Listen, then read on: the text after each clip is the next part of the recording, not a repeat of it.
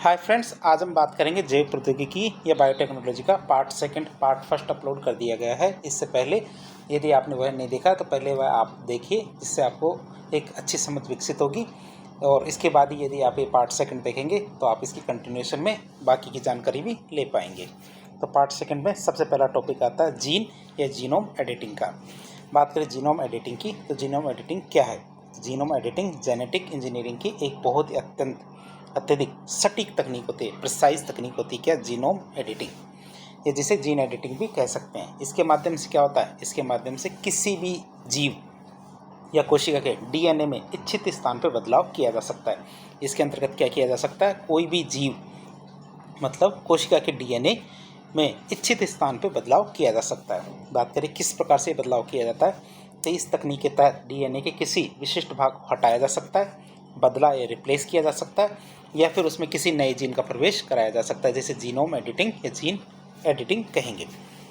बात करें इसकी, तो इसमें कौन सा एंजाइम की भूमिका होती है? तो जीन एडिटिंग का ये कार्य विशेष प्रकार के एंजाइम के द्वारा किया जाता है, जिन्हें इंजीनियर्ड न्यूक्लियस एंजाइम कहा जाता है। क्या? इंजीनियर्ड न्यूक्लियस एंजाइम कहा जाता है। चूँकि ये एंजाइम डीएनए को बहुत सटीकता से काटते हैं, इसलिए इन्हें क्या कहा जाता है? आणविक कैंची या फिर रासायनिक चाकू भी कहा जाता है। तो इस तरह हमने देखा जीन या जीनोम एडिटिंग क्या है। इसकी पूरी तकनीक हमने पार्ट फर्स्ट के अंदर देख ली थी। अब हम देखेंगे एक नई तकनीक है क्रिस्पर-Cas9 तकनीक। तकनीक का नाम क्या है? क्रिस्पर-Cas9 तकनीक, जो कि हमारे आधुनिक जीन एडिटिंग तकनीक की बात करेंगे। क्रिस्पर की बात करते हैं। क्रिस्पर का पूरा नाम क्या होता है? Clustered regularly interspaced short palindromic repeats. आप इसे याद रखेंगे। क्रिस्पर का पूरा नाम क्या है? Clustered regularly interspaced short palindromic repeats. मतलब clustered regularly interspaced short palindromic repeat. आपको बार बार नाम इसलिए बोला जा रहा है ताकि आपको ये नाम याद हो जाए। ये वर्तमान में कि जीन एडिटिंग की सबसे उन्नत, सस्ती और सटीक तकनीक मानी जाती है, क्रिस्पर-Cas9 तकनीक। बात करें तकनीक की, ये तकनीकी उत्पत्ति कैसे हुई? तो बैक्टीरिया की प्रतिरक्षा प्रणाली के रूप में इसको विकसित किया गया था। वहाँ से हमें इसी की प्रेरणा मिली थी। मूल रूप से क्रिस्पर-Cas तकनीक प्रकृति में बैक्टीरिया का जो इम्यून सिस्टम है, प्रतिरक्षा तंत्र है, उसके रूप में पाई जाती है। और जो वैज्ञानिक है उन्होंने भी इससे प्रेरणा ली थी। अब बात करें इसमें होता क्या है कि जब कोई वायरस बैक्टीरिया पर हमला करता है तो बैक्टीरिया उस वायरस के डीएनए का कुछ हिस्सा छीनकर अपने स्वयं के डीएनए में मेमोरी के रूप में सेव कर लेता है। तो आप इस प्रक्रिया को याद रखेंगे। जब भी कोई वायरस बैक्टीरिया या जीवाणु पर हमला करता है तो जीवाणु या बैक्टीरिया क्या करता है? उस वायरस के डीएनए का एक छोटा सा हिस्सा काट कर अपने डीएनए में मिला लेता है। मतलब डीएनए को, उसके वायरस के डीएनए को मेमोरी के रूप में अपने अंदर सेव कर लेता है। भविष्य में वही वायरस दोबारा से जीवाणु पर हमला करता है तो बैक्टीरिया उस मेमोरी का उपयोग करके उस वायरस के डीएनए को पहचानता है और उसे नष्ट करने का काम करता है। वैज्ञानिकों ने भी इसी प्राकृतिक प्रणाली को मनुष्यों और जो अन्य जीव हैं उनमें जीन एडिटिंग के लिए अपना लिया है। अब हम देखेंगे जो तकनीक है उसके कौन कौन से घटक है। तो क्रिस्पर-Cas9 तकनीक या प्रणाली के कौन कौन से कंपोनेंट या घटक है। तो इस तकनीक को मुख्य रूप से 3 चीज़ों की आवश्यकता होती है। इस तकनीक में कितने? 3 चीज़ों की आवश्यकता होती है। एक तो हमारे क्रिस्पर की बात करें तो ये डीएनए में पाए जाने वाले विशेष खंड होते हैं। क्या? डीएनए में पाए जाने वाले विशेष खंड होते हैं क्रिस्पर। इनमें छोटे छोटे डीएनए अनुक्रमों की नियमित अंतराल पर पुनरावृत्ति होती है, जैसे कि हमारे ASDF इस तरह से मान लीजिए, या फिर जो फिर पुनरावृत्ति में क्या होगा? फिर ASDF। तो इस तरह क्या होते हैं? बहुत सारे जो क्रम होते हैं, तो क्रम की पुनरावृत्ति होती है कि इसमें एक के बाद वही, दूसरे फिर वही, फिर वही, फिर वही, फिर वही, तो रिपीटेशंस होते हैं। ये हमारे क्रिस्पर्स कहलाते हैं। तो क्रिस्पर्स की बात करें तो डीएनए में पाए जाने वाले विशेष खंड होते हैं। इनमें क्या होते हैं? छोटे छोटे डीएनए अनुक्रमों की नियमित अंतराल पर पुनरावृत्ति या रिपीटेशंस होते हैं। और ये टुकड़े क्या कहलाते हैं? हमारे पैलिंड्रोमिक कहलाते हैं। आप इसे याद रखेंगे। जिनकी पुनरावृत्ति होती है उन्हें हम क्या कहते हैं? पैलिंड्रोमिक कहते हैं, जिसका अर्थ है कि इनमें न्यूक्लियोटाइड क्रम दोनों ओर से पढ़ने पर एक जैसा होता है। जैसे मलयालम एक शब्द होता है, मलयालम में दोनों तरफ से किधर से पढ़ना शुरू करें तो सेम ही शब्द आता है। तो वैसे ही चाहे इधर से पढ़ो चाहे इधर से पढ़ो तो मलयालम सेम शब्द होता है, इसीलिए उन खंडों को क्या बोलते हैं? पैलिंड्रोमिक कहते हैं। दूसरे कंपोनेंट की ज़रूरत पड़ती है, वो है हमारे Cas9 एंजाइम। तो यह मुख्य प्रोटीन या एंजाइम होता है।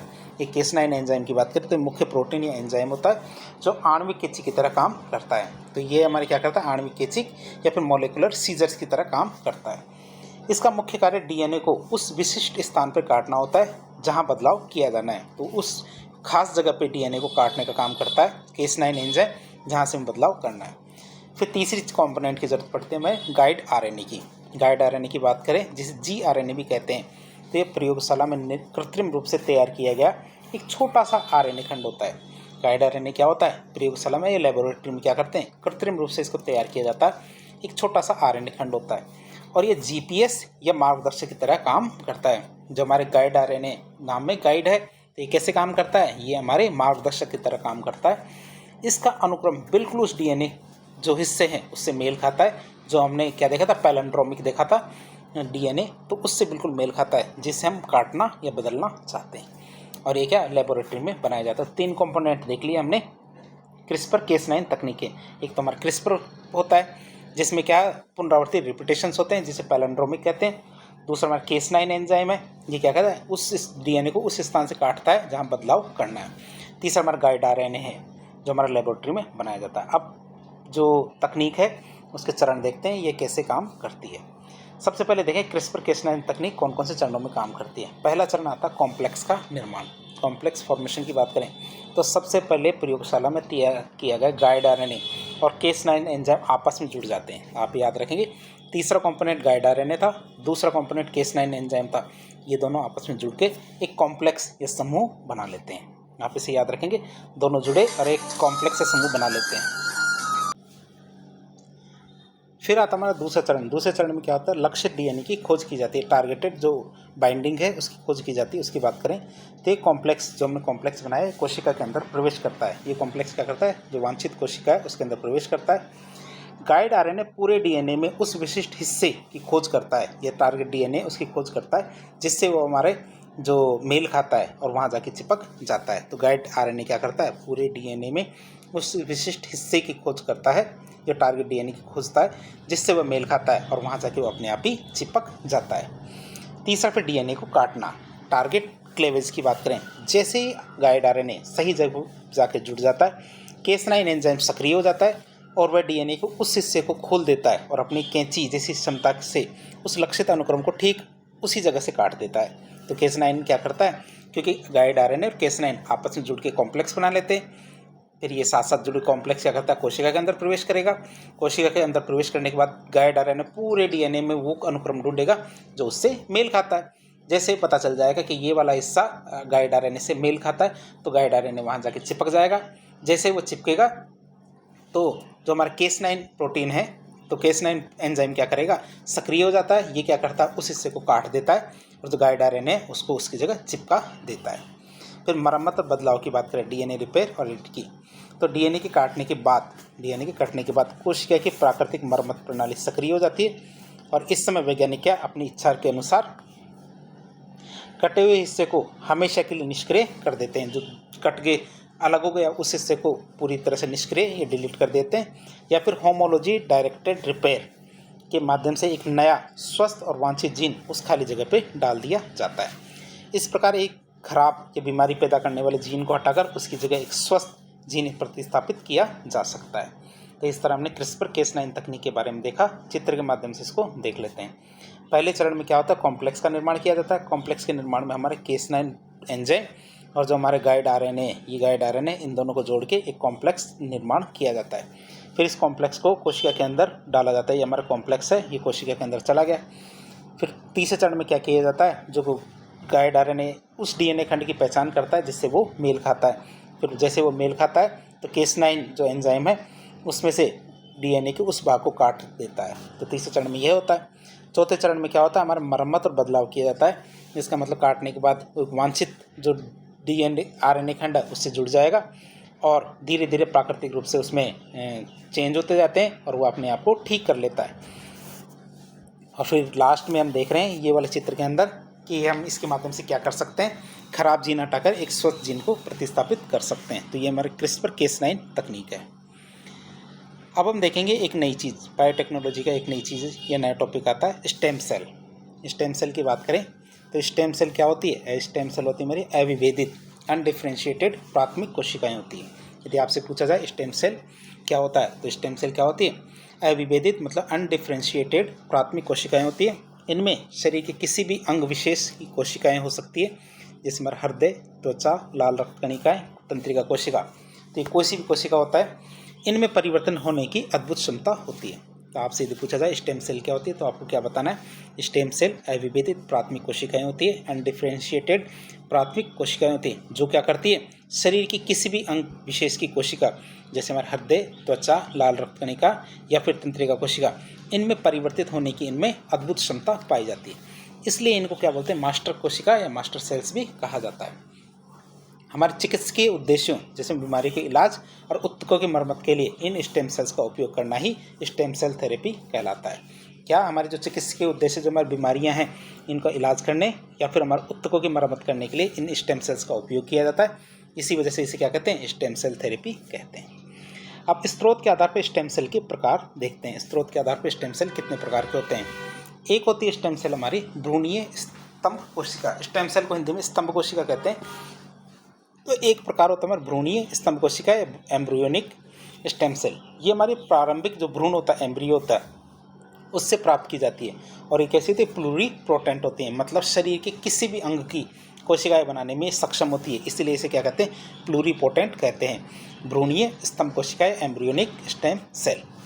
एक होती है हमारी गर्भनाल स्तंभ कोशिका, मतलब अम्बिलिकल कॉर्ड स्टेम सेल। तो ये जन्म के समय जो गर्भनाल होती है, अम्बिलिकल है कॉर्ड, वहाँ से प्राप्त की जाती है। और ये भी कैसी होती है? प्लूरीपोटेंट होती है। प्लूरीपोटेंट का मतलब शरीर की सभी प्रकार की कोशिकाओं को बनाने में सक्षम होती है। एक होती है हमारे वयस्क स्तंभ कोशिका, एडल्ट स्टेम सेल की बात करें तो ये वयस्क शरीर जैसे हमारे रक्त या अस्थि मज्जा से प्राप्त की जाती है, लेकिन ये प्लूरीपोटेंट नहीं होती। ये कैसे होती है? मल्टीपोटेंट। मल्टीपोटेंट का मतलब सभी कोशिकाएं बनाने में सक्षम नहीं होती, ये केवल कुछ प्रकार की कोशिकाएं बनाने में ही सक्षम होती है। एक होता है induced pluripotent stem cell, IPSC, मतलब प्रेरित प्लूरीपोटेंट स्तंभ कोशिका। तो इन्हें क्या सामान्य काय कोशिकाओं से कृत्रिम रूप से विकसित किया जाता है। होती तो सामान्य कोशिकाएं होती है, लेकिन इन्हें कृत्रिम रूप से विकसित किया जाता है। इसके लिए क्या DNA पुनर्संयोजी तकनीक का उपयोग किया जाता है। और ये प्लूरीपोटेंट होती है, मतलब शरीर के किसी भी प्रकार के अंग बना सकती है, और इनमें कोई नैतिक विवाद भी नहीं होता है। अब हम देखेंगे स्त्रोत के आधार पर जो स्टेम सेल हमने देखे थे, चित्र के माध्यम से उनको समझने की कोशिश करते हैं।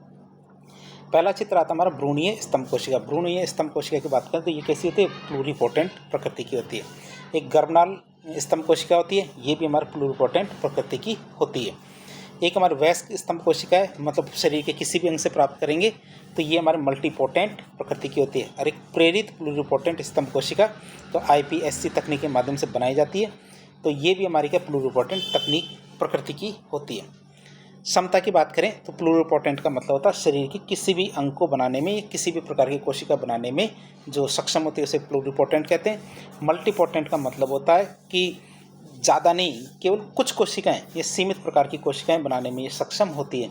जैसे एडल्ट स्टेम सेल से हमारे रक्त कोशिकाएं बन पाती है, तो इस तरह देखते हैं केवल कुछ ही प्रकार की कोशिकाएं बन पाती हैं। फिर आगे देखेंगे जो हमारे इससे क्या है, बहुत सारी कोशिकाएं बन सकती है, जैसे तंत्रिका कोशिकाएं, हृदय मांसपेशी कोशिकाएं, लीवर कोशिकाएं, त्वचा कोशिकाएं, रक्त कोशिकाएं। तो बहुत सारी चीज़ें इससे बनाई जा सकती हैं। तो चित्र के माध्यम से हमने इसको देखा।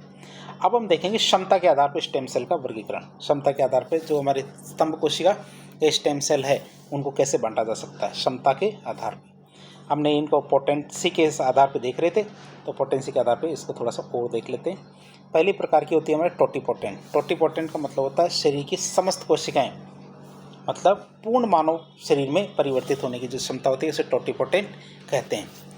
स्रोत की बात करें कहाँ से प्राप्त होगी? जो जायगोट होता है, निर्माण के 3 से 4 दिन के बाद हमारी जो कोशिकाएं होती है, जो 16 दिन का जायगोट होता है, जो 16 दिन की कोशिकाएं, 16 कोशिकाएं होती है शुरू में, ब्लास्टुला कोशिकाएं, उनको हम क्या कहते हैं? जायगोट के बाद की 16 कोशिकाएं होती है ब्लास्टुला, तो वो हमारी क्या होती है? टोटीपोटेंट कोशिकाएं कहलाएगी। जो स्तंभ कोशिकाएं किस प्रकार की कहलाएगी? टोटीपोटेंट। और टोटीपोटेंट का मतलब होता है शरीर की समस्त कोशिकाओं, मतलब पूरे के पूरे मानव शरीर में परिवर्तित होने की उनमें क्षमता पाई जाती है। फिर होता है प्लूरीपोटेंट। प्लेसेंटा को छोड़ के शरीर की लगभग किसी भी प्रकार की कोशिका में बदलने की उनमें क्षमता होती है। और ये क्या होती है? हमारी ब्लास्टुला अवस्था होती है। भ्रूण की जो ब्लास्टुला अवस्था होती है, ये हमारी प्लूरीपोटेंट अवस्था या प्रकार पाया जाता है। फिर आता है हमारा मल्टीपोटेंट। मल्टीपोटेंट की बात, प्लूरीपोटेंट में क्या होता है? पूरा शरीर बना सकती है, शरीर की किसी प्रकार की कोशिका बना सकती है, बस प्लेसेंटा या गर्भनाल नहीं बना सकती। फिर बात करें मल्टीपोटेंट की, तो मल्टीपोटेंट कहाँ से प्राप्त की जाती है? जैसे हमारा मस्तिष्क है, अस्थि मज्जा है, बोन मैरो, यहाँ से हमारे प्राप्त की जाती है हमारे मल्टीपोटेंट स्टेम सेल्स। तो ये एक से अधिक परंतु एक ही श्रेणी की जो सीमित प्रकार की कोशिकाएं होती हैं, उन कोशिकाओं में बदलने की क्षमता होती है मल्टीपोटेंट की। जैसे ब्लड की बात करें तो वो हमारे आरबीसी, डब्ल्यूबीसी, प्लेटलेट्स इस प्रकार की बना सकती है, लेकिन अलग प्रकार की नहीं बना सकती। फिर यूनिपोटेंट की बात करें, केवल एक ही प्रकार की विशेष कोशिका में परिवर्तित होने की क्षमता होती है यूनिपोटेंट। जैसे हमारी यकृत, रक्त, कंकाल, मेरुरज्जु, तो उसी प्रकार की कोशिकाएं बना सकती हैं। तो हमने 4 प्रकार देखे पोटेंसी के आधार पर स्तंभ कोशिकाओं के। टोटिपोटेंट पूरे शरीर में परिवर्तित होने की क्षमता, प्लूरिपोटेंट प्लेसेंटा को छोड़ के शरीर के किसी भी प्रकार की कोशिका में बदलने की क्षमता। मल्टीपोटेंट का मतलब एक से अधिक प्रकार की होती है, लेकिन एक ही श्रेणी की होनी चाहिए, उस प्रकार की कोशिकाओं में बदलने की क्षमता। और यूनिपोटेंट की बात करें तो केवल एक ही प्रकार की विशेष कोशिका में परिवर्तित होने की क्षमता होती है। अब हम बात करेंगे स्टेम सेल थेरेपी के उपयोग, मतलब स्टेम सेल थेरेपी को हम कहाँ कहाँ काम में ले सकते हैं उसकी बात करें तो शरीर निर्माण की प्रक्रिया मतलब भ्रूण से शरीर का विकास को बेहतर ढंग से समझने और जन्मजात बीमारियों को रोकने के लिए इसका इस्तेमाल किया जा सकता है। बीमारियों या फिर चोट की वजह से शरीर में क्षतिग्रस्त उत्तक होते हैं, डैमेज टिश्यूज़ होते हैं, उनको स्टेम सेल के द्वारा प्रतिस्थापित या रिप्लेस किया जा सकता है। मतलब जो उत्तक क्षतिग्रस्त या नुकसान कर चुके हैं उनको हटाया जा सकता है और उनकी जगह लगाया जा सकता है। ये स्टेम सेल्स के बाद बनी हुई चीज़ें लगाई जा सकती है, जो अंग है वो लगाए जा सकते हैं। स्टेम सेल और 3D प्रिंटिंग तकनीक को मिलाकर के कृत्रिम अंग विकसित करना। क्या? स्टेम सेल और जो 3D प्रिंटिंग तकनीक है उन दोनों को मिलाकर के कृत्रिम अंग विकसित करना, जिनका उपयोग क्या अंग प्रत्यारोपण में किया जा सकता है। तो किस प्रकार से हम कृत्रिम अंग बना सकते हैं? नई दवाओं का परीक्षण सीधे स्टेम सेल से विकसित जो उत्तक होते हैं, अंग होते हैं, उन पर किया जा सकता है, जिससे हमारे जानवरों और मनुष्यों पर सीधे परीक्षण की जरूरत नहीं पड़ती। तो इथिकल रूप से ये ठीक रहता है। फिर ल्यूकेमिया, जिसे हम कहते हैं blood cancer, sickle cell anaemia, Parkinson's, Alzheimer's, हृदय रोग, डायबिटीज जैसी जो गंभीर बीमारियां हैं, इनका उपचार करने में ये स्तंभ कोशिका काम में आती है। और बात देखिए इनसे संबंधित कुछ खास बातें, तो भारत में प्रथम स्टेम सेल बैंक की स्थापना किस कंपनी के द्वारा की गई थी? क्रायोसोल। आप इसे याद रखेंगे। भारत में पहली स्टेम सेल बैंक की स्थापना क्रायोसोल कंपनी के द्वारा की गई थी। एम्स दिल्ली है, उसमें गर्भनाल स्टेम सेल बैंक और पब्लिक स्टेम सेल बैंक की स्थापना की गई है। ब्रिटेन और दक्षिण कोरिया के बाद भारत विश्व का तीसरा ऐसा देश है जिसने गर्भनाल स्टेम सेल बैंक की स्थापना की है। अब बायोटेक्नोलॉजी का एक और टॉपिक आता है। टॉपिक है हमारे टेस्ट ट्यूब बेबी, जिसे परखनली शिशु या IVF शिशु भी कहते हैं। उसकी बात करें इन विट्रो फर्टिलाइजेशन कहते हैं फुल फॉर्म में। परिभाषा की बात करें IVF मतलब इन विट्रो फर्टिलाइजेशन, कृत्रिम गर्भाधान या फिर निषेचन की एक प्रक्रिया होती है। IVF क्या होता है? कृत्रिम गर्भाधान या फिर हमारे निषेचन की एक प्रक्रिया होती है। इसमें क्या है, एक अंडाणु मतलब एग को महिला के शरीर से बाहर निकाला जाता है। एक अंडाणु को महिला के शरीर से बाहर निकाला जाता है और एक नियंत्रित प्रयोगशाला मतलब परखनली या फिर पेट्री डिश में शुक्राणु मतलब स्पर्म्स के साथ निषेचित करवाया जाता है। तो टेस्ट ट्यूब बेबी या परखनली शिशु की परिभाषा क्या होगी? IVF क्या होता है? IVF कृत्रिम गर्भाधान या निषेचन की एक ऐसी प्रक्रिया होती है जिसमें एक अंडाणु को महिला के शरीर से बाहर निकाला जाता है और एक नियंत्रित प्रयोगशाला में शुक्राणु के साथ निषेचित या फर्टिलाइज करवाया जाता है। अब हम देखेंगे IVF की प्रक्रिया, मतलब इसके अंदर कौन कौन से स्टेप्स काम में लिए जाते हैं। पहला स्टेप आता उद्दीपन और निगरानी। स्टिमुलेशन की बात करें तो सबसे पहले हार्मोन थेरेपी के माध्यम से महिला में अंडोत्सर्ग मतलब ओव्यूलेशन की प्रक्रिया को उद्दीपित और मॉनिटर किया जाता है ताकि अंडाशय में अधिक से अधिक अंडाणु बन सके। तो पहले चरण में क्या किया जाता है? उद्दीपन और निगरानी की जाती है, जिससे ज़्यादा ज़्यादा अंडाशय में अंडाणु बने। दूसरे चरण की बात करें तो अंडाणु और शुक्राणु प्राप्त करना। एक छोटी सी प्रक्रिया के द्वारा महिला के अंडाशय मतलब ओवरी से परिपक्व अंडाणुओं को सुरक्षित बाहर निकाला जाता है। जो अंडाणु बन गए हैं अंडाशय से, उन अंडाणुओं को बाहर निकाला जाता है और पुरुष से शुक्राणु का सैंपल ले लिया जाता है। फिर दोनों के निषेचन की बात करें तीसरे चरण में तो प्रयोगशाला में अंडाणु और शुक्राणु को एक साथ रखा जाता है ताकि निषेचन की प्रक्रिया सफलतापूर्वक हो सके। चौथे चरण की बात करें, चौथे चरण में हमारे भ्रूण संवर्धन या एम्ब्रियो कल्चर किया जाता है। निषेचन से प्राप्त युग्मनज का, तो निषेचन के बाद में युग्मनज या जायगोट प्राप्त हुआ है, उसका 4 से 5 दिनों तक प्रयोगशाला के अनुकूल वातावरण में संवर्धन या फिर विकास किया जाता है। फिर एक बार 4 से 5 दिन का भ्रूण बन जाता है तब प्रत्यारोपण मतलब एम्ब्रियो ट्रांसफर किया जाता है। अंत में इस तैयार और स्वस्थ एम्ब्रियो को महिला के गर्भाशय में प्रत्यारोपित कर दिया जाता है। जहाँ शिशु का आगे का प्राकृतिक विकास होता है। तो इस तरह हमने पांचों चरण देख लिए। चित्र के माध्यम से इन पांचों चरणों को देख लेते हैं एक बार। पहला चरण होता है, पहले चरण में हमने क्या किया, उद्दीपन और निगरानी की, मतलब अंडाशय से अंडाणु ज़्यादा निकले, इसके लिए हमने क्या, उद्दीपन किया। फिर दूसरे चरण में हमने क्या किया, अंडाणु और शुक्राणु प्राप्त कर लिए। महिला से तो अंडाणु प्राप्त कर लिया और जो पुरुष है उससे शुक्राणु या सीमन प्राप्त कर लिया, स्पर्म प्राप्त कर लिया। फिर पेट्री डिश के अंदर क्या किया, निषेचन करवाया, जो अंडाणु और शुक्राणु का निषेचन कराया। फिर चौथे चरण में हमने क्या किया, भ्रूण संवर्धन किया। एक अच्छे वातावरण के अंदर 3 से 4 दिन तक या 4 से 5 दिन तक जो भ्रूण है उसका संवर्धन किया, इससे कोशिकाएं बढ़ने लगी, एक ब्लास्टुला बन जाता है। पांचवें चरण की बात करते हैं, भ्रूण का विकास किया जाता है, ब्लास्टोसिस्ट बनेगा। फिर इस ब्लास्टोसिस्ट का क्या, महिला के जो गर्भाशय है उसमें प्रत्यारोपण कर दिया जाता है और वहीं से आगे का जो विकास महिला के गर्भ में ही होता है। आप इसे ये ना सोचें कि परखनली शिशु का मतलब परखनली में पैदा होने वाला शिशु नहीं है, केवल 4 से 5 दिन तक का विकास परखनली में होता है, बाकी सारा विकास माता के गर्भ में होता है। और ये तकनीक अब लगभग नॉर्मल हो चुकी है, मतलब अधिकतर महिलाओं में अब इसकी ज़रूरत महसूस हो रही है। बात करें आईवीएफ के प्रमुख उपयोग की, कहाँ इसको काम में लिया जा सकता है। पहला काम आता है हमारा बांझपन, जो इनफर्टिलिटी या प्रजनन संबंधी समस्याएं होती है, इनका सामना करे जो दंपति हैं उनको गर्भाधान में सहायता करना इसका पहला उपयोग है। फिर बच्चे में माता पिता से आने वाली गंभीर आनुवंशिक बीमारियों या फिर समस्याओं को रोकने के लिए इसका उपयोग किया जाता है।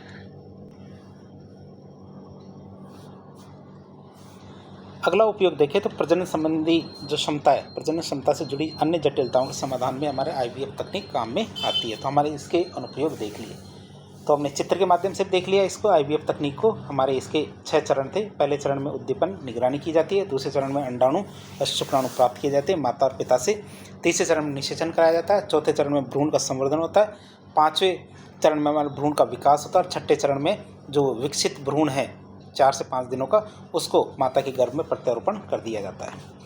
अब देखेंगे हमारी जो आईवीएफ तकनीक है इसकी चुनौतियां और जोखिम की, मतलब चैलेंजेस, रिस्क की बात करें तो पहला चैलेंज आता है नैतिक और कानूनी मुद्दे। तो गर्भाधान की प्राकृतिक विधि को दरकिनार करके प्रयोगशाला में जीवन बनाना कई नैतिक सवाल खड़े करता है। तो इससे नॉर्मल जो विधि होती है उसको बाईपास करके इस तरह से परखनली शिशु बनाना या प्रयोगशाला में जीवन बनाना एक तरह से नैतिक नहीं है। सरोगेसी और डोनर अधिकारों से जुड़े कई कानूनी मुद्दे सामने आते हैं जो हम आगे देखेंगे। तो सरोगेसी क्या मुद्दा है वो भी इसके अंदर कई बार मुद्दे शामिल हो जाते हैं। फिर तकनीकी और आर्थिक चुनौतियां, लोगों के पास इतना पैसा ही नहीं है इस तकनीक को काम में ले सके। तो ये अत्यधिक जटिल तकनीकी प्रक्रिया है, साथ ही साथ एक महंगी तकनीक है जो हर वर्ग की पहुंच में नहीं है। गरीब लोग तो हमारे आईवीएफ तकनीक का उपयोग ही नहीं कर सकते क्योंकि उनके पास इतना पैसा नहीं है। फिर बात करें स्वास्थ्य संबंधी इसमें क्या जोखिम है। स्वास्थ्य संबंधी जोखिम की बात करें तो इसमें सबसे ज़्यादा क्या होता है, गर्भपात का खतरा बना रहता है कि एक बार जैसे आईवीएफ तकनीक के माध्यम से जो भ्रूण है उसको माता के गर्भ में ट्रांसफ़र कर दिया तो मिसकैरेज होने का खतरा ज़्यादा रहता है। समय से पहले प्रसव होने की संभावना भी रहती है कि टाइम से पहले प्रीमेच्योर डिलीवरी हो जाए। जन्म के समय बच्चे का वजन असामान्य रहता है, मतलब जन्म के समय बच्चे का वजन सामान्य से कम रहता है। जन्म के समय कुछ जन्मजात दोष जैसे बर्थ डिफेक्ट्स होते हैं, उनकी आशंका रहती है कि बच्चे में ये आ जाए। अब देखेंगे भारत में कौन कौन से कानून हैं इससे संबंध में। इसके संबंध में हमारे लॉज इन इंडिया की बात करें, भारत में संबंधित कानून की, तो इस तकनीक के सुरक्षित, पारदर्शी और नैतिक उपयोग को सुनिश्चित करने के लिए सरकार के द्वारा बहुत सारे बिल पास किए गए। उनमें से एक बिल था हमारा assisted reproductive technology regulation bill 2020, surrogacy regulation bill 2019। ये क्या करता है, ये अधिकारों की सुरक्षा करता है। अब कुछ खास बातें देख लें इनसे संबंधित। तो विश्व का पहला टेस्ट ट्यूब बेबी कौन था, लुइस ब्राउन, जिसका जन्म 1978 में मैनचेस्टर यूनाइटेड किंगडम में हुआ था। आप इसे याद रखेंगे, लुइस ब्राउन, जिसका जन्म कहाँ हुआ, 1978 में ब्रिटेन में भी कहाँ, हमारे मैनचेस्टर में। तो ये दुनिया का पहला टेस्ट ट्यूब बेबी था। भारत की बात करें तो भारत की पहली टेस्ट ट्यूब बेबी थी हमारी दुर्गा, जिसे कनुप्रिया अग्रवाल भी कह सकते हैं। तो इसका जन्म हमारे अक्टूबर 1978 में हमारे पश्चिम बंगाल में हुआ था। लेकिन उनको जिन्होंने इसका जो प्रयोग किया था एक तरह से, उनको इसके बारे में काफ़ी नकारात्मकता झेलनी पड़ी और इनके बारे में जो प्रसिद्धि है काफ़ी बाद उनको मिली थी। अब बात करते हैं एक नई तकनीक आती है जिसे 3 पेरेंट बेबी भी कहते हैं या फिर हमारे माइटोकॉन्ड्रियल रिप्लेसमेंट थेरेपी भी कहा जाता है। यदि आपसे पूछा जाए 3 पेरेंट बेबी तकनीक क्या है तो हमें बताना है माइटोकॉन्ड्रियल रिप्लेसमेंट थेरेपी के बारे में ही उसको बताना पड़ेगा। 3 पेरेंट बेबी या माइटोकॉन्ड्रियल रिप्लेसमेंट थेरेपी, इस शॉर्ट में MRT तकनीक भी कहते हैं। तो माइटोकॉन्ड्रियल रिप्लेसमेंट थेरेपी मूल रूप से हमारे IVF जो हमारे इन विट्रो फर्टिलाइजेशन तकनीक का ही एक उन्नत और विशेष प्रकार होता है। अब बात करें इसकी कि हर इंसान की कोशिकाओं में DNA 2 जगह होता है। क्या DNA 2 जगह होता है? उनकी बात करें, एक तो हमारा नाभिकीय DNA होता है जो मनुष्य की कोशिका के केंद्रक में DNA होता है, एक माइटोकॉन्ड्रियल DNA होता है, मतलब माइटोकॉन्ड्रिया में भी DNA पाया जाता है। तो नाभिकीय DNA या केंद्र के DNA की बात करें, ये हमारे कहाँ पाया जाता है? केंद्रक में पाया जाता है, जो क्या करता है? हमारे मुख्य गुणों को निर्धारित करता है। जबकि माइटोकॉन्ड्रियल DNA क्या करता है? कोशिका के ऊर्जा घर मतलब माइटोकॉन्ड्रिया में होता है और केवल माता से संतान में आता है। कहाँ से आता है? माता से ही संतान में आता है। जो पिता है वहाँ से हमारा माइटोकॉन्ड्रियल DNA नहीं प्राप्त होता बच्चे को। अब परिस्थिति क्या है? परिस्थिति यह है कि जब किसी महिला के माइटोकॉन्ड्रियल DNA में कोई आनुवंशिक दोष या म्यूटेशन होता है तो वह बीमारी क्या है? सीधे उसके बच्चे में जा सकती है।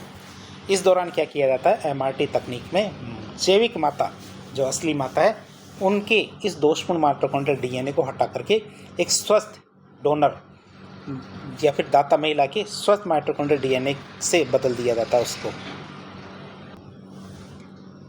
तो एक बार वापस बता दें, इसमें कौन सी परिस्थिति होती है कि जब किसी महिला के माइटोकॉन्ड्रियल DNA में कोई आनुवंशिक दोष होता है तो क्या वह बीमारी क्या है? सीधे बच्चे में आ सकती है। क्यों? क्योंकि माता का माइटोकॉन्ड्रियल या ही बच्चे के अंदर जाता है, अंडाशय का, अंडाणु का।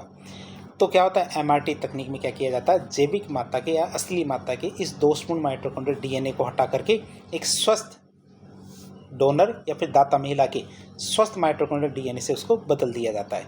इसीलिए इसे क्या कहते हैं? 3 पेरेंट बेबी कहा जाता है। यदि आपसे पूछा जाए इसको 3 पेरेंट बेबी क्यों कहा जाता है तो आपको बताना पड़ेगा कि इस तकनीक के पैदा होने वाले बच्चे के शरीर में 3 अलग अलग लोगों का आनुवंशिक अंश या DNA मौजूद होता है।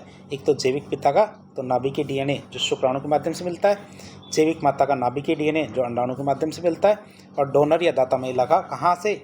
माइटोकॉन्ड्रियल DNA होता है। तो एक बच्चे में 3 अलग अलग लोगों का DNA होता है। इसी वजह से इसे 3 पेरेंट बेबी कहा जाता है। बात करें इसकी तो चूंकि इसमें 3 लोगों का आनुवंशिक योगदान होता है इसलिए इसे 3 पेरेंट बेबी कहा जाता है। बात करें इसकी तो क्या बच्चे के रंग रूप में कोई बदलाव आता है? यदि आपसे पूछा जाए 3 पेरेंट बेबी में यदि माँ बाप के जो गुण होते हैं उनसे बदल के कोई नया ही गुण तो विकसित नहीं हो जाता? हम कहेंगे नहीं।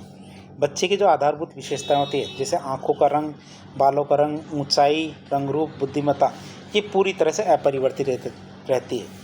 इसका कारण ये है कि सभी के सभी जो नाभिकीय गुण या न्यूक्लियर DNA के द्वारा तय किए होते हैं, जिसमें हमारे जैविक माता पिता के 20,000 से अधिक जीन होते हैं। हम ये बात कर रहे हैं कि जैसे 3 पेरेंट बेबी है तो जो बच्चे में गुण है वो डोनर माता के आएंगे या नहीं? तो इसका जवाब ये है नहीं आएंगे। क्यों? क्योंकि जैसे आँखों का रंग, बालों का रंग, ऊंचाई, रंग रूप, बुद्धिमत्ता, इस तरह के जो गुण होते हैं ये हमारे जैविक माता पिता से मिले जुले रहेंगे। क्यों? क्योंकि जैविक माता पिता के 20,000 से ज़्यादा जीन बच्चे में जाते हैं, जबकि डोनर महिला का माइटोकॉन्ड्रियल DNA केवल 37 जीन का ही योगदान देता है। बच्चे में कितने? 37 जीन का योगदान देता है, जिनका काम केवल कोशिका को ऊर्जा प्रदान करना होता है, न कि रंग रूप तय करना। तो रंग रूप, बुद्धिमत्ता, ऊंचाई, आँखों का रंग, ये सब माता पिता से ही मिलता जुलता होगा बच्चे का। बात करें MRT तकनीक की तो MRT तकनीक कितने प्रकार की होती है? तो MRT तकनीक के प्रकार देखें तो इसको मुख्य रूप से 2 तरीक़ों से किया जाता है। पहले पढ़ लेते हैं, फिर बाद में इसको चित्र के माध्यम से भी देखेंगे। पहले तकनीक आती है हमारी स्पिंडल ट्रांसफ़र। पहली तकनीक आती है स्पिंडल ट्रांसफ़र की, तो उसकी बात करें तो ये प्रक्रिया क्या होती है? निषेचन से पहले होती है। स्पिंडल ट्रांसफ़र की बात करें तो ये प्रक्रिया क्या होती है? निषेचन से या फर्टिलाइजेशन से पहले ही कर दी जाती है। सबसे पहले जैविक माता के दोषपूर्ण अंडाणु से उसके गुणसूत्र वाले हिस्से को सुरक्षित रूप से बाहर निकाली जाता है। स्पिंडल्स को क्या सुरक्षित रूप से बाहर निकाली जाता है और एक स्वस्थ डोनर महिला का अंडाणु लिया जाता है, उसके केंद्र को हटा दिया जाता है। अब उसके केंद्र को हटा दिया, लेकिन उसका स्वस्थ माइटोकॉन्ड्रिया उसी अंडाणु के अंदर रहने दी जाता है। अब माता के स्पिंडल को डोनर महिला के खाली अंडाणु में मतलब स्वस्थ माइटोकॉन्ड्रिया में डाल दिया जाता है और अंत में इस नए तैयार अंडाणु को पिता के शुक्राणु के साथ प्रयोगशाला में निषेचित करके भ्रूण बनाया जाता है और लास्ट में क्या है, माता के गर्भाशय में इसको ट्रांसफ़र कर दिया जाता है। अब इसको देखते हैं स्पिंडल ट्रांसफ़र तकनीक क्या है। इसमें क्या है कि सबसे पहले ये पता चल गया ब्लैक ब्लैक ब्लैक ब्लैक ये है, ये वाले ये क्या है, दोषपूर्ण माइटोकॉन्ड्रिया है। क्या है, दोषपूर्ण माइटोकॉन्ड्रिया। अब इसमें क्या करेंगे, हम इस केंद्र को बाहर निकाल लेंगे, केंद्र का निष्कासन कर लिया जाएगा। दूसरे चरण में हम क्या करेंगे, डोनर महिला लेंगे, उसके अंडाणु को लेंगे, अंडाणु से हमने क्या किया, उसका जो केंद्र है उसको बाहर निकाला और उसको डिस्कार्डेड कर दिया, मतलब ख़त्म कर दिया। अब क्या हुआ, जो डोनर महिला है उसका तो हमने खाली अंडाणु लिया और जो हमारी माता थी उसका केंद्रक लिया, उसको इसके अंदर ट्रांसप्लांट कर दिया और एक तरह से पुनर्गठित अंडाणु बना दिया। प्रयोगशाला में इसका निषेचन कराया गया शुक्राणु से। बाद में क्या है, जब भ्रूण बना तो माता के गर्भाशय में इसका ट्रांसप्लांट कर दिया जाता है। तो ये हमारी स्पिंडल ट्रांसफ़र तकनीक MRT की। दूसरी तकनीक आती है हमारी कौन सा, प्रो न्यूक्लियर ट्रांसफ़र तकनीक।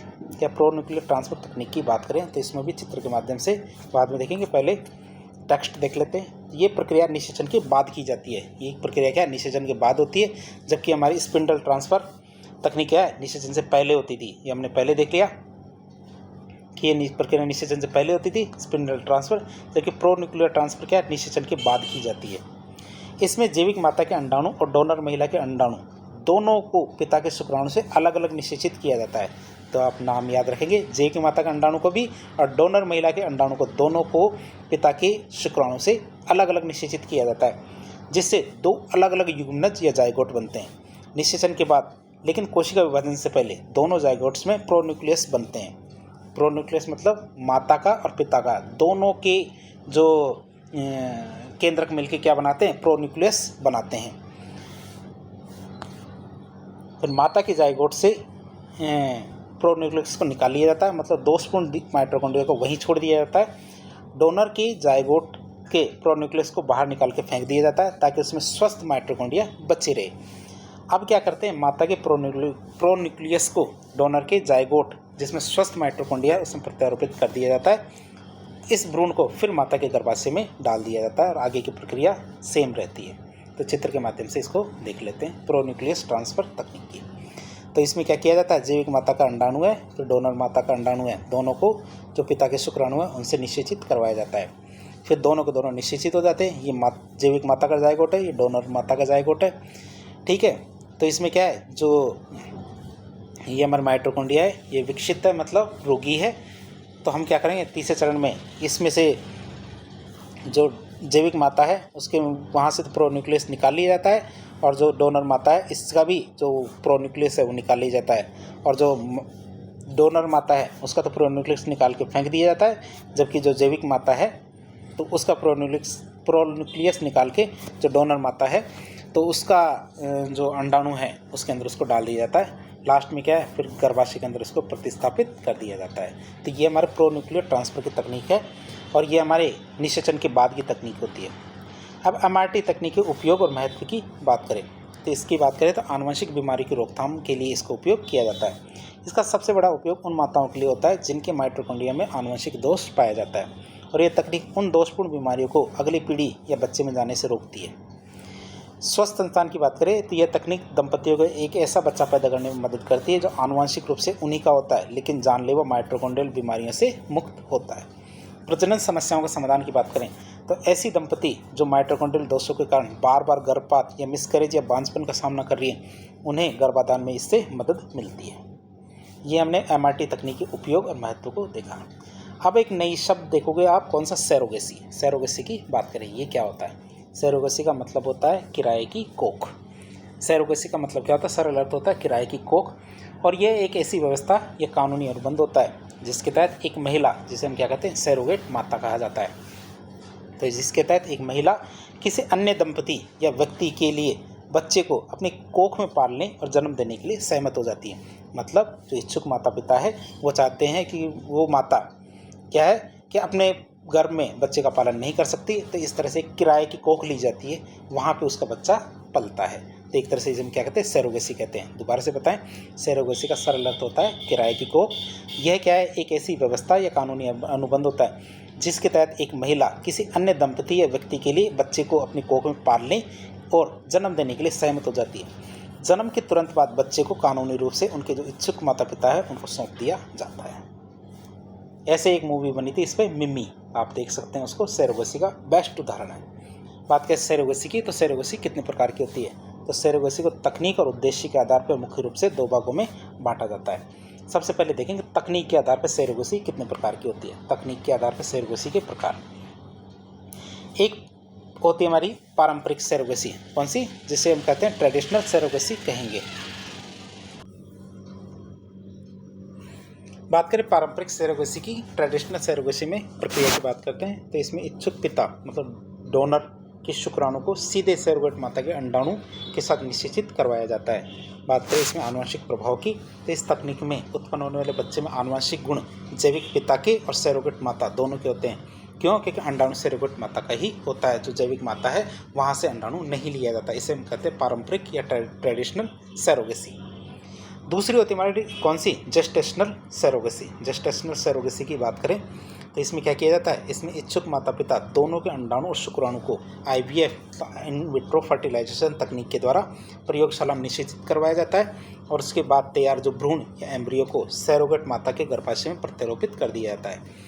बात करें इसके आनुवंशिक प्रभाव या जेनेटिक्स की, तो इसमें बच्चा पूरी तरह से अपने जैविक माता पिता मतलब इच्छुक माता पिता का ही आनुवंशिक रूप होता है। सैरोगेट माता का बच्चे से कोई आनुवंशिक संबंध नहीं होता और ये केवल भ्रूण को पालने का कार्य करती है। जो सैरोगेट माता है वो केवल भ्रूण को पालने का कार्य करती है। तो चित्र के माध्यम से इन दोनों को देख लेते हैं। एक होती है हमारी पारंपरिक सैरोगेसी और एक होती है हमारी जेस्टेशनल सैरोगेसी।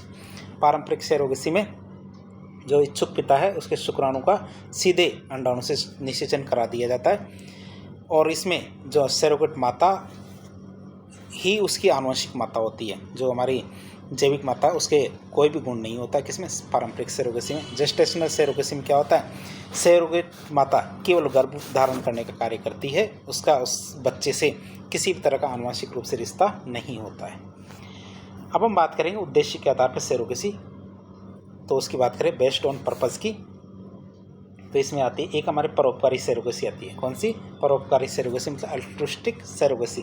जिसमें सैरोगेट माता को गर्भावस्था के दौरान होने वाले जितने भी चिकित्सा खर्च और बीमा कवरेज के अलावा कोई अन्य वित्तीय मुआवजा या पैसा नहीं दिया जाता है। परोपकारी सैरोगेसी में क्या, जो गर्भावस्था की अवधि होती है तो उसके दौरान होने वाला जो चिकित्सा खर्चा और बीमा कवरेज के अलावा कोई भी पैसा नहीं दिया जाता और ये एक सेवा भाव और रिश्तेदारी के आधार पर की जाती है। दूसरी हमारी कमर्शियल सैरोगेसी या वाणिज्यिक सैरोगेसी होती है। तो इसमें सैरोगेट माता को बच्चे को जन्म देने के बदले में चिकित्सा खर्चों के अलावा एक तय फीस एक भारी धनराशि दी जाती है। और भारत की बात करें तो भारत अब इस पर पूरी तरह से प्रतिबंध लगा चुका है। किसके लिए? वाणिज्यिक सैरोगेसी के लिए। चित्र के माध्यम से देखिए उद्देश्य के आधार पर सैरोगेसी की, तो एक होती है हमारी परोपकारी सैरोगेसी। इसमें है ना या तो कोई रिश्तेदार होना चाहिए बल्कि, और इसमें क्या है, चिकित्सा खर्चा तो दिया जाता है, बीमा भी दिया जाता है, लेकिन कोई भी पैसा नहीं दिया जाता। वाणिज्यिक सैरोगेसी में एक बॉन्ड भराया जाता है, बॉन्ड के तहत बच्चे के जन्म के बाद एक तय फीस या तय राशि दी जाती है, लेकिन भारत में पूरी तरह से प्रतिबंधित है। भारत इस चीज़ को मानता नहीं है कि ऐसा नहीं होना चाहिए वाणिज्यिक सैरोगेसी। अब हम देखेंगे सैरोगेसी की ज़रूरत क्या है या सैरोगेसी के उपयोग की बात करें तो लोग क्या सैरोगेसी का विकल्प तब चुनते हैं जब दंपति के प्राकृतिक रूप से या फिर अन्य चिकित्सा उपचार जैसे IVF करने के बाद भी संतान उत्पन्न करने में सक्षम न हो। महिला के लिए गर्भधारण करना शारीरिक रूप से बेहद खतरनाक हो या जानलेवा हो, तब महिला क्या है, सैरोगेसी का मार्ग चुनती है। या फिर महिला क्या है, बार बार गर्भपात की समस्या से पीड़ित हो, या महिला में क्या बार बार मिसकैरेज या गर्भपात हो जाए, तब सैरोगेसी की समस्याओं का उपाय अपनाया जाता है। कोई एकल व्यक्ति, सिंगल पेरेंट या समलैंगिक जोड़े जो सेम सेक्स कपल है वो संतान चाहते हैं, हालांकि भारतीय कानून इनके लिए अलग अलग नियम निर्धारित करते हैं, तो तब भी सैरोगेसी के माध्यम से संतान उत्पन्न की जा सकती है।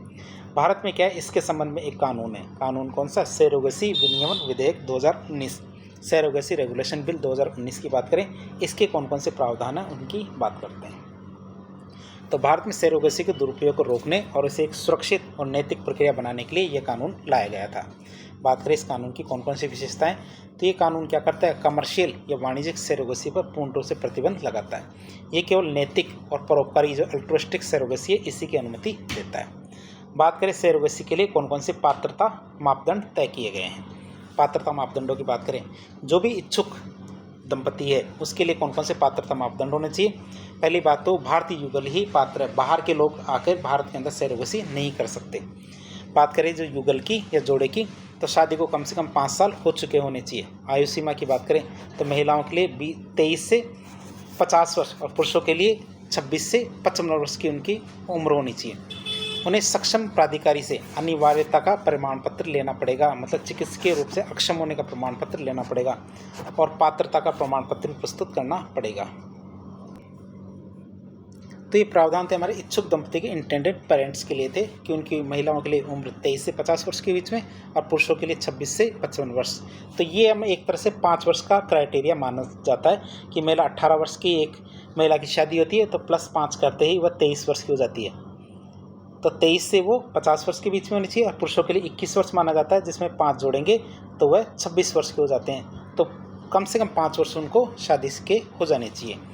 और साथ ही साथ क्या है, एक सक्षम प्राधिकारी के द्वारा उनको अनिवार्यता प्रमाण पत्र चाहिए कि इनको ये वाली दिक्कत है, तभी ये सरोगेसी का मार्ग अपना रहे हैं। सरोगेट माता के लिए कौन कौन से नियम हैं उनकी बात करें तो वह इच्छुक जोड़े की करीबी रिश्तेदार होनी चाहिए। ऐसा नहीं है कि कोई रिश्तेदारी ना हो, ऐसा नहीं होगा।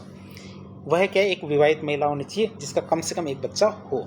जो सरोगेट माता है वो विवाहित महिला होनी चाहिए जिसका कम से कम क्या है, अपना खुद का एक बच्चा होना चाहिए। उस सरोगेट माता की खुद की आयु कम से कम 25 से 35 साल के बीच में होनी चाहिए।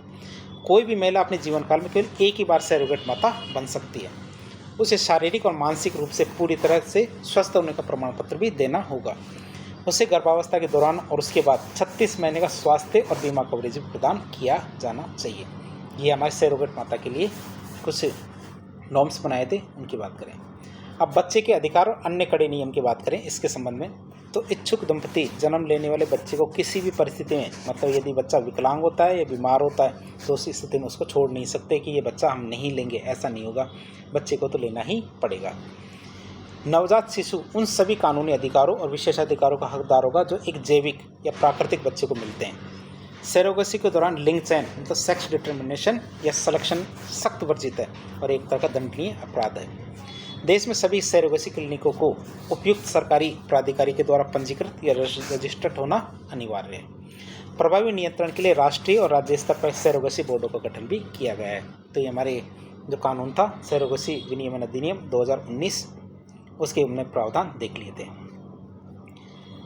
अब हम देखेंगे क्लोनिंग।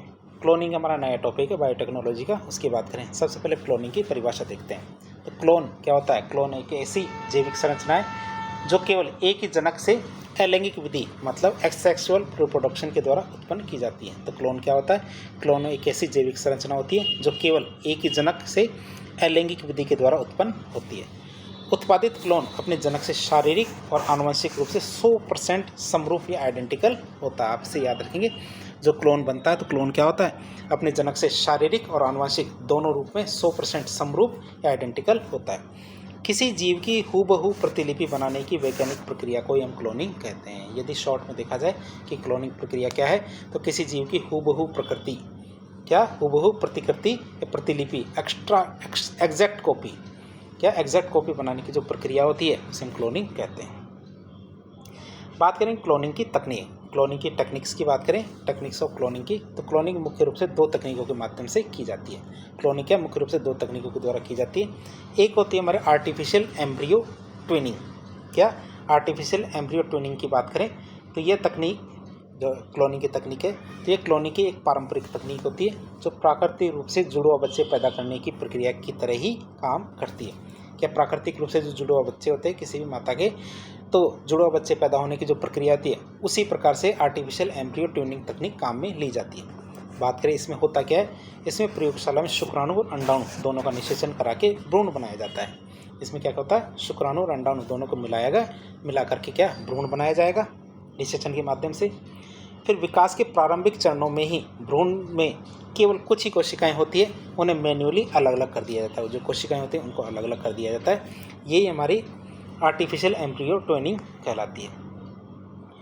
और इन अलग की गई भ्रूण कोशिकाओं को अलग अलग सरोगेट माताओं के गर्भाशय में प्रत्यारोपित कर दिया जाता है। परिणाम क्या निकलता है, चूँकि ये सभी भ्रूण एक ही निषेचित अंडे से बने थे, इसलिए इनसे जन्म लेने वाले सभी जीव आनुवंशिक रूप से एक दूसरे के समान मतलब क्लोन ही होंगे।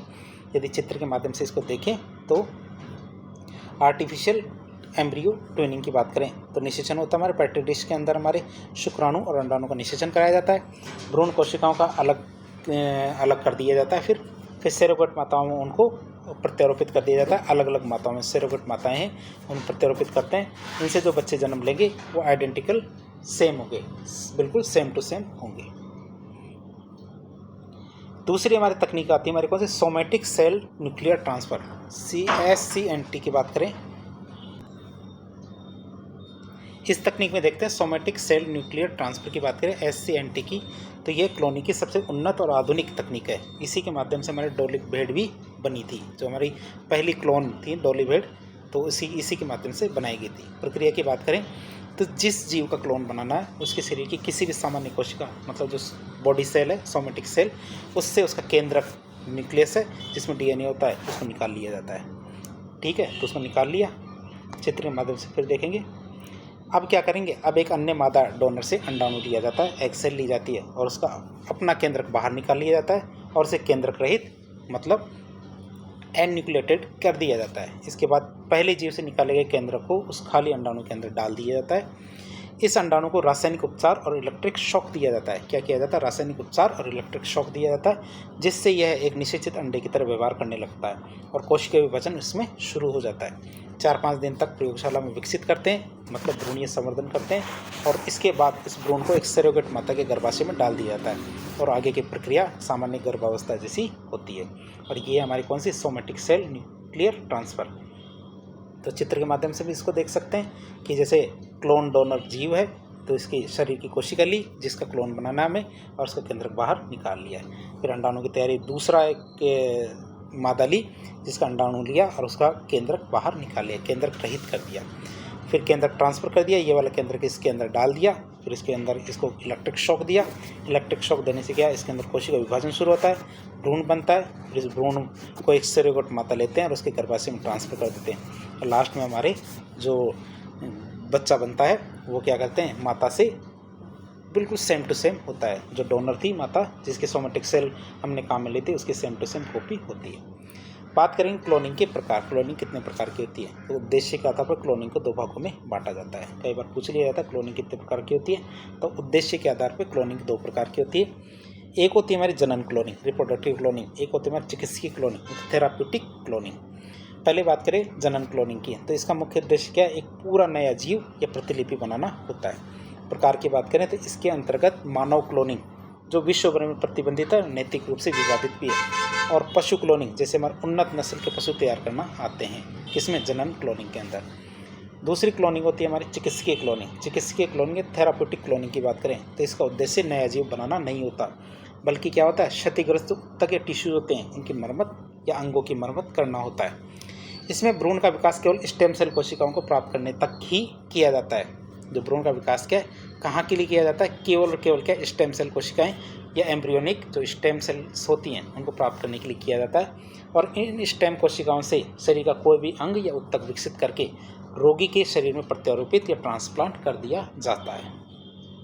ये होती है हमारी कौन सी, चिकित्सकीय क्लोनिंग। एक होती है हमारी जनन क्लोनिंग, एक होती है चिकित्सकीय क्लोनिंग। अब इससे संबंधित कुछ तथ्यों की बात करें तो दुनिया का सबसे पहला पशु क्लोन कौन सा था, डॉली भेड़, जो हमारे 1996 में इयान विलमुट के द्वारा बनाया गया था, डॉली भेड़। भारत के पहले क्लोन की बात करें, पशु क्लोन की, तो समरूपा, गरिमा, महिमा नामक जो भैंसें थी ये हमारे पशु क्लोन थी। इन्हें national dairy research institute Karnal के द्वारा विकसित किया गया था। नाम आप याद रखेंगे, समरूपा, गरिमा, महिमा नामक भैंसें। बात करेंगे मैं क्लोनिंग की, तो क्लोनिंग के फ़ायदे की बात करें, क्लोनिंग के क्या क्या लाभ या बेनिफिट्स है, तो इससे प्रजातियों का संरक्षण होता है। तो संकटग्रस्त जो हमारे एंडेंजर्ड या विलुप्त हो रही जो प्रजातियाँ हैं उनको क्लोनिंग के माध्यम से बचाया जा सकता है। चिकित्सा में क्रांति की बात करें तो कृत्रिम अंगों का विकास इससे संभव है जो हमारे अंग प्रत्यारोपण में बहुत ही ज़्यादा उपयोगी साबित हो सकते हैं। फिर उन्नत जीवों के विकास की बात करें तो क्लोनिंग और DNA पुनर्संयोजित तकनीक के माध्यम से अधिक दूध देने वाले या फिर बीमारियों से सुरक्षित पशुओं का विकास संभव हुआ है। मतलब अभिष्ट गुणों वाले जीवों का विकास संभव हुआ है, किसके माध्यम से, DNA पुनर्संयोजित तकनीक के माध्यम से, और वो भी किसमें, क्लोनिंग के अंदर।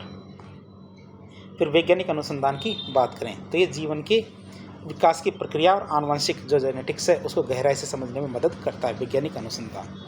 लेकिन ऐसा नहीं है, क्लोनिंग बहुत अच्छी तकनीक है, इससे जुड़ी हुई कई चिंताएं चुनौतियां भी है। बात करें कंसर्न की, तो जटिलता और लागत की बात करें तो ये अत्यंत महंगी, जटिल और कम सफलता दर वाली तकनीक होती है। क्लोनिंग क्या होती है, एक तो जटिल है, महंगी है और इसकी सफलता दर भी कम ही होती है। फिर मानव क्लोनिंग का जोखिम, यदि इस तकनीक का प्रयोग मानव क्लोनिंग के लिए कर दिया गया तो यह समाज और नैतिकता के लिए बेहद खतरनाक हो सकता है। जैसे शाहरुख खान, सलमान खान है, उनकी क्लोनिंग कर दी जाए तो एक साथ कई शाहरुख खान और सलमान खान खड़े हो जाएंगे, जो नैतिक रूप से गलत है। स्वास्थ्य समस्याओं की बात करें तो क्लोन किए गए जीवों में अक्सर समय से पहले बुढ़ापा, कमजोर प्रतिरक्षा प्रणाली और कई जन्मजात बीमारियां देखी जा सकती हैं, क्योंकि डॉली भेड़ भी ज़्यादा समय तक जीवित नहीं रह पाई थी। जैव विविधता को खतरा, केवल कुछ ही उपयोगी नस्लों की क्लोनिंग को बढ़ावा देने से प्रकृति में क्या आनुवंशिक विविधता या जेनेटिक डाइवर्सिटी है, ये कम हो जाएगी, जिससे बीमारियों का खतरा बढ़ जाएगा। नैतिक मुद्दों की बात करें तो चिकित्सकीय क्लोनिंग के दौरान भ्रूण को नष्ट करना पड़ता है, जिसका कई धार्मिक और मानवाधिकार जो संगठन है ये विरोध करते हैं। अंग अस्वीकृतिकरण की बात करें तो कुछ मामलों में क्लोनिंग से प्राप्त अंगों को भी प्रत्यारोपण के दौरान शरीर के प्रतिरक्षा तंत्र के द्वारा नकार दिया जाता है। तो एक तरह से अंग बनाया और शरीर ने नकार दिया तो अंग तो बेकार हो गया। तो इस तरह हमारे कुछ मुद्दे हैं क्लोनिंग के, कौन कौन से, जटिलता और लागत, मानव क्लोनिंग का जोखिम, स्वास्थ्य समस्याएं, जैव विविधता का खतरा, 5 नैतिक मुद्दे, 6 अंग अस्वीकृति। फिर मोनोक्लोनल प्रतिरक्षी की बात करते हैं, ये भी एक नया टॉपिक है, कई बार परीक्षा में पूछ लिया जाता है। मोनोक्लोनल प्रतिरक्षी क्या है, परिभाषा की बात करें तो ये प्रयोगशाला में कृत्रिम रूप से बनाए गए ऐसे प्रतिरक्षी होते हैं, एंटीबॉडीज होते हैं, जो किसी एक ही प्रकार की प्रतिरक्षा कोशिका के क्लोन से प्राप्त होते हैं।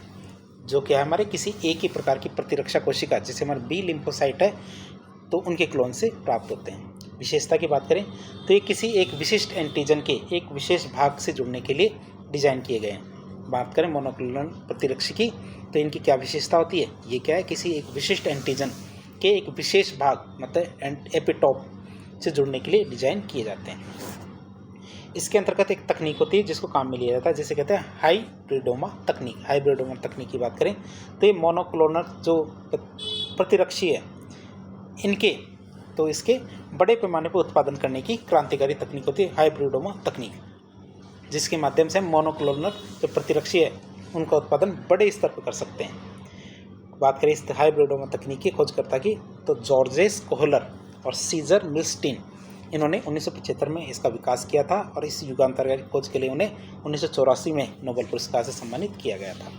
बात करिए किस सिद्धांत पे काम करती है तो एक कायिक संकरण मतलब सोमेटिक हाइब्रिडाइजेशन तकनीक पे आधारित है, जहां 2 अलग अलग प्रकार की कोशिकाओं को मिलाकर एक नई संकर कोशिका बनाई जाती है। तो ये हमारी हाइब्रिडोमा तकनीक है, ये इस तकनीक पर आधारित है। बात करें हाइब्रिडोमा कोशिका की दोहरी विशेषताओं की तो एक संकर कोशिका है, तो एक संकर कोशिका 2 कोशिकाओं का मिश्रण होती है, एक तो हमारा बी लिम्फोसाइट और एक हमारा माइलोमा कोशिका। बात करें बी लिम्फोसाइट की तो ये प्लीहा से प्राप्त की जाती है, जो स्प्लीन होता है वहाँ से प्राप्त की जाती है और इसका काम क्या होता है, विशिष्ट प्रतिरक्षी या एंटीबॉडीज का निर्माण करना, बी लिम्फोसाइट का। और माइलोमा कोशिका की बात करें तो ये अस्थि मज्जा या बोन मेरो की कैंसर कोशिका होती है, इसका काम प्रयोगशाला में अनंत काल तक तेजी से विभाजन करना होता है। तो दोनों विशेषताएं इसके अंदर आ जाती है, बी लिम्फोसाइट की भी और माइलोमा कोशिका की। अब इन दोनों के संलयन या फ्यूजन से बनी हाइब्रिडोमा कोशिका में प्रतिरक्षी बनाने और लगातार जीवित रहने के गुण होने के कारण दोनों की क्षमता एक साथ आ जाती है। अब हम बात करें जो मोनोक्लोनल प्रतिरक्षी तकनीक है, इसका उपयोग हम कहाँ कहाँ कर सकते हैं। तो आधुनिक चिकित्सा विज्ञान में इसका अत्यधिक महत्व है। रोगों के निदान मतलब डायग्नोसिस के अंदर इसका उपयोग किया जा सकता है। तो गर्भावस्था परीक्षण जो प्रेगनेंसी टेस्ट किट आती है, जो जिसमें हमारे 1 लाइन 2 लाइन दिखती है, कोविड-19 रैपिड टेस्ट और विभिन्न प्रकार के जो वायरल संक्रमण है उनकी पहचान में इसका उपयोग किया जा सकता है। फिर कैंसर का उपचार करने में इसका उपयोग किया जा सकता है टारगेटेड थेरेपी के अंदर। तो ये प्रतिरक्षी विशेष रूप से केवल कैंसर कोशिकाओं को पहचान कर उन पर हमला करते हैं, जिससे स्वस्थ कोशिकाओं को नुकसान नहीं पहुंचता। जैसे हमारे ब्रेस्ट कैंसर में क्या है, ट्रांसट्यूजुमेब होता है ना,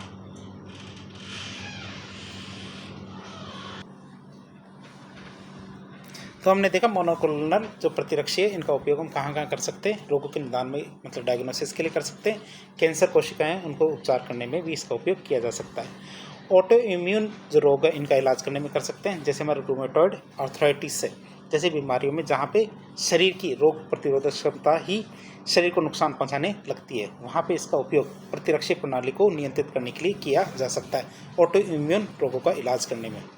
फिर अंग प्रत्यारोपण या ऑर्गन ट्रांसप्लांटेशन में भी इसका उपयोग किया जा सकता है। प्रत्यारोपित अंग को शरीर के द्वारा अस्वीकार करने से रोकने के लिए इसका उपयोग किया जा सकता है। तो हमने ये देखा जो मोनोक्लोनल जो प्रतिरक्षी है, एंटीबॉडीज है, उनके बारे में। अब आता है हमारा कौन सा कृत्रिम गर्भाधान, जिसे AI कहते हैं, आर्टिफिशियल इंसेमिनेशन। क्या आर्टिफिशियल इंसेमिनेशन या कृत्रिम गर्भाधान की बात करें, सबसे पहले इसकी परिभाषा देख लेते हैं। उत्तम नस्ल के नर पशु का वीर्य या सीमन कृत्रिम रूप से एकत्र करना। क्या जो उत्तम नस्ल के नर पशु हैं उनका हम क्या करेंगे, वीर्य या सीमन को कृत्रिम रूप से इकट्ठा करते हैं और उसे अति निम्न तापमान पर सुरक्षित रखते हैं और उचित समय, जैसे मध्यकाल या हीट पीरियड होता है, उस हीट पीरियड पर विशेष यंत्रों की सहायता से मादा पशु की योनि या गर्भाशय में पहुंचाना कृत्रिम गर्भाधान कहलाता है। बात करें कृत्रिम गर्भाधान के उद्देश्य की, तो पशुधन की नस्ल में शीघ्रता से सुधार करना, उत्पादन क्षमता जैसे दूध, ऊन, इस क्षमता को बढ़ाना, ये हमारे कृत्रिम गर्भाधान का मुख्य उद्देश्य है। बात करें कृत्रिम गर्भाधान के प्रमुख चरणों की, स्टेप्स ऑफ AI की बात करें आर्टिफिशियल इंसेमिनेशन के, तो पहला चरण आता है हमारा वीर्य एकत्रीकरण, सीमन कलेक्शन की बात करें तो उत्कृष्ट नर पशुओं से वीर्य प्राप्त किया जाता है। बात करें कौन कौन सी विधियों से, तो कृत्रिम योनि विधि, स्पंज विधि, विद्युत उद्दीपन विधि, तो इन विधियों के माध्यम से क्या वीर्य एकत्रीकरण किया जाता है। फिर वीर्य का परीक्षण किया जाता है। वीर्य के परीक्षण की बात करें तो एकत्रित वीर्य की गुणवत्ता जांची जाती है। इसमें क्या शुक्राणुओं की संख्या, उनकी गतिशीलता मतलब मोबिलिटी, और अंडाणु को निषेचित करने की जो उनकी क्षमता है उसका सूक्ष्मदर्शी के द्वारा परीक्षण किया जाता है। तीसरे चरण की बात करते हैं, इसमें हमारे वीर्य संरक्षण, सीमन प्रिजर्वेशन किया जाता है। क्या किया जाता है, सीमन प्रिजर्वेशन किया जाता है। फिर हमारा तनुकरण या डायलूट्रेशन किया जाता है। तो वीर्य की आयतन को बढ़ाने और सुरक्षित रखने के लिए इसमें तनुकरण डायलूटर्स मिलाए जाते हैं। चित्र को हम थोड़ी सी देर बाद देखेंगे। फिर बात करें डायलूटर्स की, तो प्रमुख तनुकारक कौन कौन से होते हैं, अंडपीत फास्फेट एंड योग जो फॉस्फेट होते हैं, और हमारा अंडपीत ग्लाइसिन, इनका उपयोग किया जाता है किसमें, तनुकरण के रूप में। फिर इसका भंडारण किया जाता है। तो वीर्य को तरल नाइट्रोजन में -196 डिग्री, मतलब जिसको हम क्रायो प्रिजर्वेशन कहते हैं, इस पर सुरक्षित रखा जाता है, जिससे इसे एक स्थान से दूसरे स्थान पर आसानी से भेजा जा सके और लंबे समय तक इसका उपयोग किया जा सके। फिर हम क्या करते हैं, मादा पशु में वीर्य सेचन करते हैं। क्या करते हैं, मादा पशु में वीर्य सेचन करते हैं। जब मादा पशु ऋतु में मतलब हीट पीरियड में होती है, तब संरक्षित वीर्य को उसके गर्भाशय में पहुंचाया जाता है। इसके लिए कौन कौन सी विधियाँ काम में ली जाती है, रेक्टो वेजाइनल विधि जो सबसे ज़्यादा प्रचलित विधि है, और योनि हस्त विधि। तो इन विधियों के माध्यम से क्या किया जाता है, जो वीर्य है उसको गर्भाशय में पहुंचाया जाता है। इस प्रक्रिया में उपयोग होने वाले सभी उपकरणों का पूर्णतः जीवाणु रहित या स्टेरिलाइज होना अनिवार्य है। तो चौथी चरण आता है। तो इस तरह हमने चरणों को देखा। चित्र में इसको देख लेते हैं। पहले चरण में हमने क्या किया, वीर्य एकत्रीकरण किया। दूसरे चरण में वीर्य का परीक्षण किया। तीसरे चरण में वीर्य का संरक्षण किया। चौथे में हमारे मादा पशु में वीर्य का सेचन किया जाता है। अब हम देखेंगे जो कृत्रिम गर्भाधान है, इसका महत्व और इसके लाभ के बारे में देखेंगे। तो इससे क्या है, नस्ल सुधार होती है। तो उत्कृष्ट और दुर्लभ नस्ल के जो नर पशु हैं, उनसे हजारों मादाओं को गर्भित करके अच्छी संतति प्राप्त की जा सकती है। तो आर्थिक बचत की बात करें तो पशुपालकों को नर पशु पालने का जो भारी खर्चा है वो नहीं उठाना पड़ता। अधिक उत्पादन की बात करें तो ज़्यादा दूध देने वाले गाय, भैंसे और अच्छी ऊन देने वाली जो भेड़ें सरलता से प्राप्त की जा सकती है। समय और श्रम की बचत की बात करें तो मादा के मध्यकाल में आने पर प्राकृतिक गर्भाधान के लिए नर पशु की तलाश के लिए इधर उधर नहीं भटकना पड़ता। इसके लिए रोग नियंत्रण की बात करें तो प्राकृतिक संसर्ग से फैलने वाले जो जनन रोग है उन पर रोक लगती है। रिकॉर्ड कीपिंग की बात करें तो इस विधि में पशु की वंशावली और गुणों का सटीक अभिलेख मतलब रिकॉर्ड रखा जा सकता है, जिससे चयन प्रक्रिया आसान हो जाती है। अब हम देखेंगे कृत्रिम गर्भाधान की जो कठिनाइयाँ हैं उनके बारे में देखें, चैलेंजेस के। तो प्रशिक्षित मानव संसाधन की बात करें तो इस पूरी प्रक्रिया के लिए अत्यधिक कुशल और प्रशिक्षित पशु चिकित्सकों और कंपाउंडर की आवश्यकता होती है, जो हर जगह नहीं मिलते। महंगे उपकरण की बात करें तो वीर्य संरक्षण मतलब तरल नाइट्रोजन में किया जाता है, और गर्भाधान के उपकरण क्या होते हैं, बहुत महंगे होते हैं। उन्हें जीवाणु रहित रखना एक खर्चीला और जटिल कार्य होता है। मध्यकाल की पहचान की बात करें तो मादा पशु के ऋतु में ही या हीट होने का सही समय पहचानना थोड़ा कठिन होता है। इसके लिए पशुपालक को काफ़ी अनुभवी और सतर्क होना पड़ता है। समय चूक जाने पे गर्भाधान विफल हो जाता है। तो इस तरह आज एक लेक्चर के जरिए हमने पार्ट 2 देखा जैव प्रौद्योगिकी या बायोटेक्नोलॉजी का। तो इस प्रकार के इन्फॉर्मेटिव वीडियो देखने के लिए हमारे चैनल से जुड़े। वीडियो यदि पसंद आता है तो वीडियो को लाइक करें, चैनल को सब्सक्राइब करें, अपने दोस्तों के साथ शेयर करें। इसका पार्ट 3 जल्दी अपलोड कर दिया जाएगा।